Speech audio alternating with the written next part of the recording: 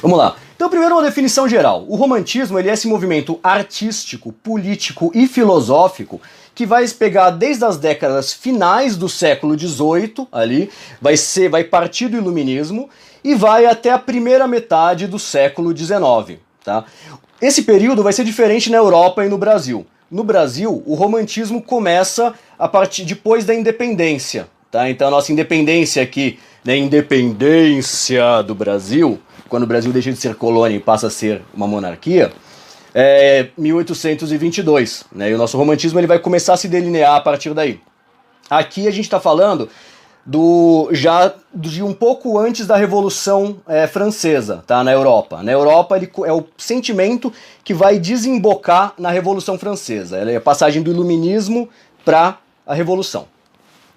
E ele vai começar principalmente na Alemanha, na Inglaterra e na França. Ele vai surgir na Alemanha, vai ganhar muita potência na Inglaterra e a França vai ser a grande perpetuadora do discurso romântico.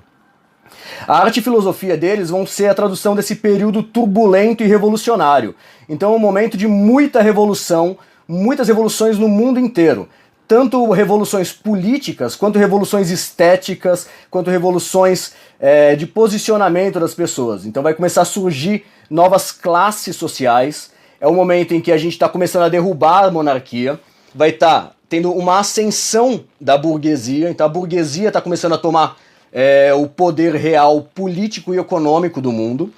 Consequentemente, vai surgir aqui a classe do proletariado, que é onde eu e vocês nos encontramos hoje. O proletário vai estar surgindo aqui. Então é um momento de revoltas, de revoluções, não só no sentido de decapitar rei, que é muito bom, que gostoso, quanto no sentido de você estar mudando os ciclos, né, que a gente tem, as estruturas políticas sociais que a gente tem, as classes sociais e tudo mais. Tá?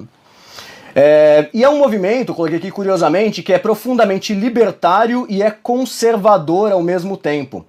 Porque ele é libertário, ele quer se livrar das coisas antigas, ele quer acabar com o poder da monarquia, com o teocentrismo, com a Inquisição, com a censura, com todas as formas de opressão, mas ao mesmo tempo ele vai ver o progresso como uma coisa ruim.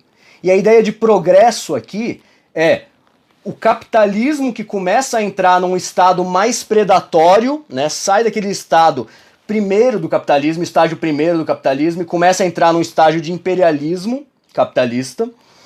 E a urbanização, né? As cidades começam a ser tomadas por fábricas e prédios e muitas máquinas, e eles começam a ver essa ideia de progresso como uma coisa negativa. Assim como hoje, muitas vezes a gente chega e fala, cara, pra que você precisa ter frota de jato, sei lá, um monte de barco, sabe, ou um excesso de consumo? Sabe como hoje a gente critica o consumismo e a ideia de um progresso que vai devastar a natureza, vai consumir todo o planeta?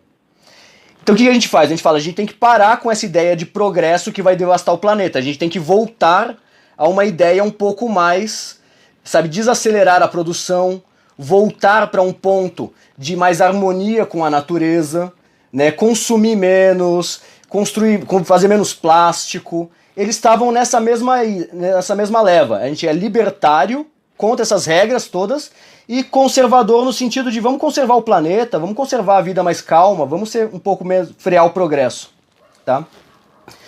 E vai ser um movimento de pensamento essencialmente burguês, porque a burguesia esclarecida vai estar colocando ali o centro. E por que, principalmente? Por causa da ideia dos valores burgueses. O que a gente entende como valores burgueses? O indivíduo no centro de todas as coisas. Então o burguês, ele é o self-made man. É a pessoa que se ganha pelo próprio mérito. Então a gente passa a focar no indivíduo. Não mais no Estado, nem em Deus, mas no indivíduo. Tá? É o que a gente chama de egocentrismo. O ser, você, no centro de tudo. Isso parte da ideia de que todo mundo nasce igual. E por conta do esforço individual a gente pode alcançar o sucesso. Uma ideia de meritocracia que no século XVIII para XIX era bem diferente de agora. Tá? Mas tem similaridades. No campo social é o inconformismo. Então você está indo contra tudo que está lá. A gente não se conforma com a sociedade, a gente tem que mudar ela.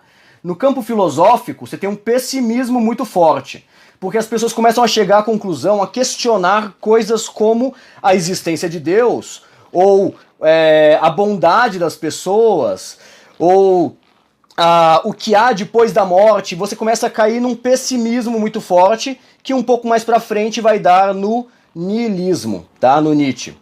No campo artístico, você tem um repúdio completo às regras e ao tradicionalismo. E você vai combater o arcadismo, que era a coisa que estava anterior, e o neoclassicismo também, tá?